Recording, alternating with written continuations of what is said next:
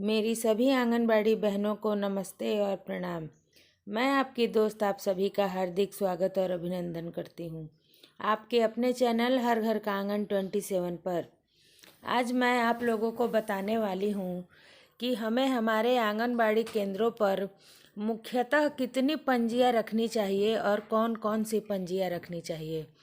तो अगर आगे बढ़ने से पहले आपसे रिक्वेस्ट है कि अगर आप मेरे चैनल पर नए हैं तो चैनल को ज़रूर सब्सक्राइब कर लीजिए, क्योंकि मैं आपके लिए आंगनबाड़ी से जुड़ी बहुत ही रिलेटेड वीडियो लेकर के आती हूँ। तो चलिए हम शुरू करते हैं। पहले पंजी का नाम है भंडार पंजी। अगर आप लोगों को यह भी जानना है कि भंडार पंजी कैसे बन, इस वीडियो में मैं आप लोगों को सभी इम्पोर्टेंट पंजियाँ का नाम बता देती हूँ। अगर आप लोगों को यह भी जानना है कि यह पंजी किस प्रकार से संधारित की जाती है तो आप लोग चैनल को ज़रूर सब्सक्राइब कर लीजिएगा, क्योंकि इसके बाद मैं जो लेके आऊँगी उसमें सभी पंजियों का डिटेल दूँगी। ठीक है। तो पहला तो हो गया भंडार पंजी। ठीक है। और दूसरा जो इम्पोर्टेंट पंजी है वह है THR वितरण पंजी। जी हाँ, ये वही THR वितरण पंजी है जो कि हमें अपने आंगनबाड़ी केंद्रों से जो सूखा राशन हम लोग बांट रहे हैं, कभी 15 को और कभी 22 को। अगर अन्य राज्यों में किस डेट को बढ़ता है प्लीज़ मुझे कमेंट करके ज़रूर बताइएगा, लेकिन हमारे बिहार राज्य में या तो 15 को बढ़ता है या फिर 22 को। यदि यह दोनों डेट को नहीं बढ़ता है तो तीसरा जो डेट मिलता है वह जिला से निर्धारित होके आता है। तो THR वितरण पंजी हो गया। तीसरा इम्पॉर्टेंट पंजी जो है वह है क्रय पंजी। क्रय पंजी यानी कि जो हम अपने आंगनबाड़ी केंद्रों पर बच्चों को गर्म पका भोजन देते हैं और THR का वितरण करते हैं, उसके लिए जो हमें पैसा मिलता है और हम उस पैसे से सामग्री खरीदते हैं, तो उसे जिस पंजी में संधारित करके रखते हैं वह है क्रय पंजी। उसके बाद से चौथा जो इम्पोर्टेंट पंजी है वह है बालवाड़ी पंजी। पांचवा पंजी है सेविका सहायिका उपस्थिति पंजी। ठीक है। और जो छठवां पंजी है वह है गोद भराई पंजी। इसके बाद से आता है एक अन्नप्राशन दिवस पंजी। मैंने आप लोगों को बताया है कि मैं प्रत्येक पंजी के बारे में आप लोगों को ज़रूर बताऊंगी कि किस पंजी में क्या क्या और कितने पेज में संधारित करके रखना है। तो आप लोग चैनल को ज़रूर सब्सक्राइब कर लीजिएगा। देखिए, उसके बाद से है वजन लंबाई रिकॉर्ड पंजी। जी हाँ, वजन लंबाई रिकॉर्ड पंजी। अगर हम पंजियाँ संधारित करके रखते हैं तो हमें पोषण ट्रैकर ऐप में भी वर्क करने पे ज़रा सा भी टाइम नहीं लगेगा। नौवां पंजी है स्टॉक पंजी।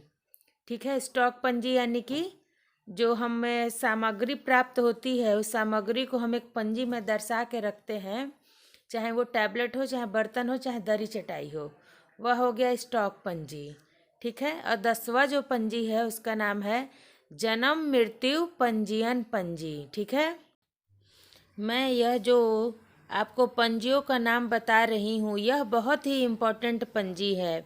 इसी से हमारे कार्य के क्षमता को आकलन किया जाता है, यानी कि आप कितनी पंजियाँ और किस प्रकार से संधारित करके रखती हैं वही हम लोगों के काम को दर्शाता है। तो मैंने आप लोगों को बता दिया कि स्टॉक पंजी। उसके बाद से जन्म मृत्यु पंजीयन पंजी, यानी कि जितने भी लाभुक हमारे पोषक क्षेत्र में जन्म लेते हैं और जितने भी वृद्ध या युवा या बच्चे मृत्यु करते हैं उन सभी की सूची हमें अपने पंजी में दर्शा के रखना रहता है। ठीक है। उसके बाद से आप लोग देखिए 11वां नंबर की पंजी है आंगनवाड़ी विकास समिति बैठक पंजी। यह भी मैं आप लोगों को बताऊंगी कि यह किस दिन बनाना है और किस प्रकार से बनाना है अपने नेक्स्ट वीडियो में। ठीक है। उसके बाद से आप लोग देखिए जो अगला पंजी है 12वें नंबर की पंजी, उसका नाम है प्रधानमंत्री मातृ वंदना योजना पंजी। ठीक है।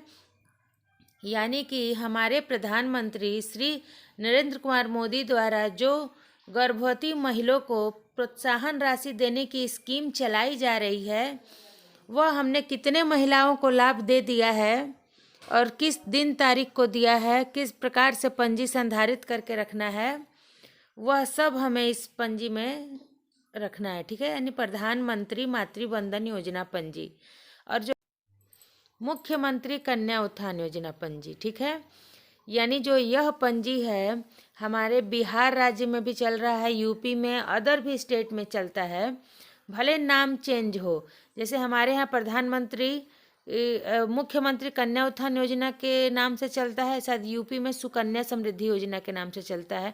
आप मुझे ज़रूर बताइएगा कि आप लोग के यहाँ किस योजना के नाम से चलता है। तो हो गया मुख्यमंत्री कन्या उत्थान योजना पंजी। इसमें हमारे यहाँ जो हमारे मुख्यमंत्री हैं श्री नीतीश कुमार, वह बच्ची के एक परिवार के 2 बच्चियों के जन्म पे कुछ लाभ देते हैं, जिसे हमें अपने पंजी में दर्शा के रखना रहता है। और 14 नंबर की जो पंजी है दवा वितरण पंजी, यानी हमें जो भी दवा प्राप्त हो रहा है, चाहे एल्बेंडाजोल हो, चाहे आयरन हो, चाहे विटामिन्स हो, तो वो हमें किस प्रकार से अपने पंजी में संधारित करना है, वह दवा वितरण पंजी में रखना है। फिर है निरीक्षण पंजी। जो भी पदाधिकारी हमारे केंद्र का निरीक्षण करने आते हैं, वह हमारे केंद्र के स्थिति को देखते हुए जो भी दर्शा के जाते हैं, उसे हमें निरीक्षण पंजी में लिख के रखना है। उसके बाद से जो पंजी है टीकाकरण पंजी, यानी कि जितने भी हमारे लाभुक हैं, हम उन्हें टीकाकरण करवा रहे हैं और अगले महीने कौन सा टीका उन्हें लगेगा, एक ड्यू लिस्ट की तरह हमें टीकाकरण पंजी में संधारित करके रखना रहता है। और 17 नंबर की पंजी है गृह भ्रमण पंजी। ठीक है, यानी कि जो हम अपने पोषण ट्रैकर ऐप में गृह भ्रमण की तारीख दर्शाते हैं, उसी अनुसार हमें गृह भ्रमण पंजी भी मेंटेन करके रखना रहता है। ठीक है, अगर आप लोगों को मेरे द्वारा दी गई यह जानकारी अच्छी लगी है तो प्लीज़ चैनल को लाइक शेयर और सब्सक्राइब जरूर करिए। Thank you.